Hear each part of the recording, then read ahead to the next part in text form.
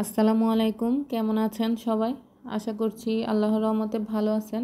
আমরাও আছি আল্লাহর রহমতে ভালো। তো আজকে আমি চিকেন কারি মশলা তৈরি করে দেখাবো কিভাবে বাসায় চিকেন কারি মশলা সহজেই তৈরি করতে পারেন। তো আমি এখানে বাজার থেকে সব মশলা নিয়ে আসছি। এখানে আছে আপনার জিরা, গোলমরিচ, তারপর ধনিয়া, লং, এলাচ, দারচিনি, জায়ফল, জয়ত্রী এবং স্টার মশলা আছে। আর শুকনো মরিচ তো আছেই। আমি এখানে শুকনো মরিচ যেটা নিয়েছি ওইটা আমি মিষ্টি মরিচটা নিয়েছি, কারণ এটা আসলে কালারের জন্য দেওয়া হয়, আর ঝালের জন্য তো এমনিতেই মরিচ আছেই।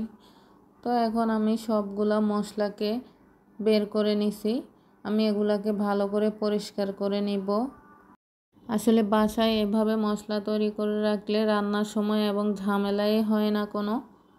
মশলা রেডি থাকলে মনে হয় রান্নাটা খুব তাড়াতাড়ি হয়, আমার কাছে মনে হয় আর কি। আপনাদের কাছে কীরকম মনে হয় সেটা জানি না। আসলে এই তো আমি মশলাটা সাজিয়ে নিলাম। এখানে সব ধরনের মশলা আছে। আমি সব কিছু অল্প অল্প করে এখানে প্লেটে নিয়ে নিয়েছি, কিন্তু আমি আরও বেশি করে করব, কারণ মশলা তো আর বারবার করব না, যাতে একবার করলে অনেক দিন খাওয়া যায়। যেহেতু মাংসটা বেশি রান্না হয় আর আমার ছেলে মাংস বেশি পছন্দ করে।